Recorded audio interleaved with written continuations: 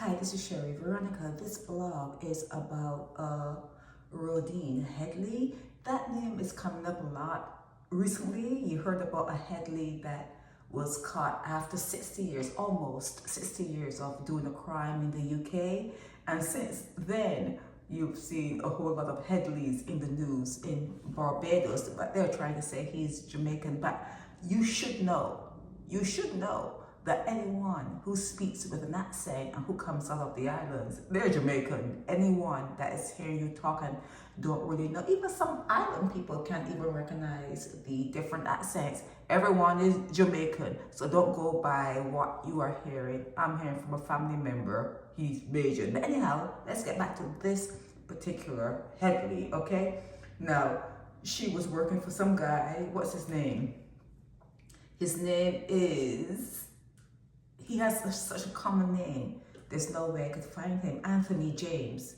Her name is Rhodine Leia Elizabeth Headley. She's 34 years old, and she's been accused of entering his house. But he had a massage parlor at the downstairs of his house, and she worked for him for 1 month.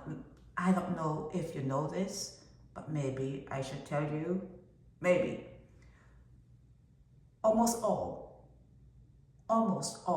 of those massage parlors in Barbados is an exchange. It's just a way to meet up and get your freak on. I don't know if they're selling P. Diddy baby oil. I don't know if that has been added to the whatever they're doing there, and you know their selection of whatever you have to select. But most of the massage parlors in the islands in Barbados, that is a sidekick. You can easily graduate from being the masseuse to being the, call girl kind of thing. That is very, very easy to happen, and it happens a lot in Barbados. But anyhow, she worked for him for a month and never returned.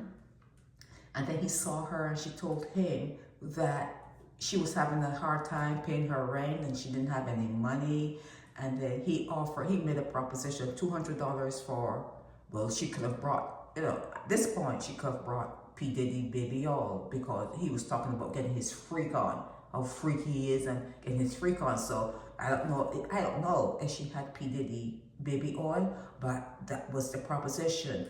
And after they were like knocking the boots, I don't know, after they were like all like in the stuff, doing whatever they were doing, she suggested tying him. I'm sorry. She suggested tying him up, and he went along with it. At first, he said he didn't have anything to get tied up with, but they found some kind of wires they found, but he got tied up. And she disappeared and came back with a guy. And they wanted cash, like $10,000. And then he said, well, he doesn't keep that much money in the house. And then they asked for $2,500. But the end of this whole ordeal was he escaped. They had him tied up, but he escaped and he ran outside. Help, naked. I really wish you would show some respect to that word. Because every time I hear you guys talking about naked and I see naked come up in your stories, I'm like, are they talking about me?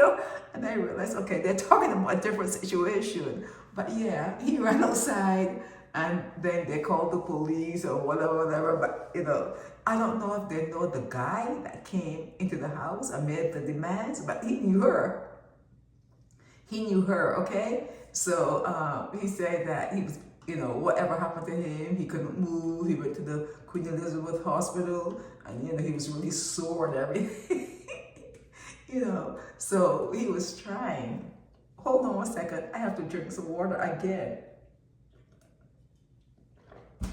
He says he was trying to help her because she said she had an electricity bill to be paid, but being a pimp and reducing her to being the W, how is that helping her? How would that be? Unless that's what she was doing when she was working for him that month, because he said that you know, she really knew how to do a massage or whatever he was saying, you know, that she knew how to do her stuff.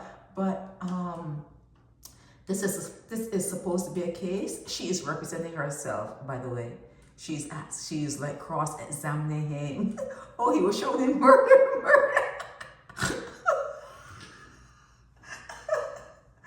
Okay, I thought he was showing him help. I guess saying murder. That's just as good. But yeah.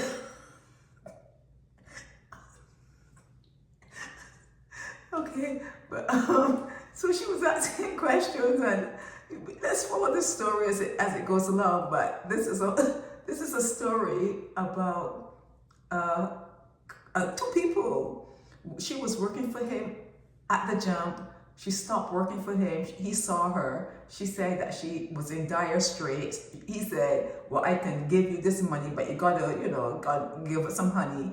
And then she went and she was giving it up, and then there was a pause, and she tied him up, and then there was another pause, and she brought some guy in, and then there was another pause because there was no money. There was no money. And with there, all the whatever that happened, he was all tied up outside crying for help or whatever. There, he looked around and saw them running off. They ran off in another direction. But anyhow, we have to follow. This is going to be very interesting. I want to know if they had any P. Hall at this particular party.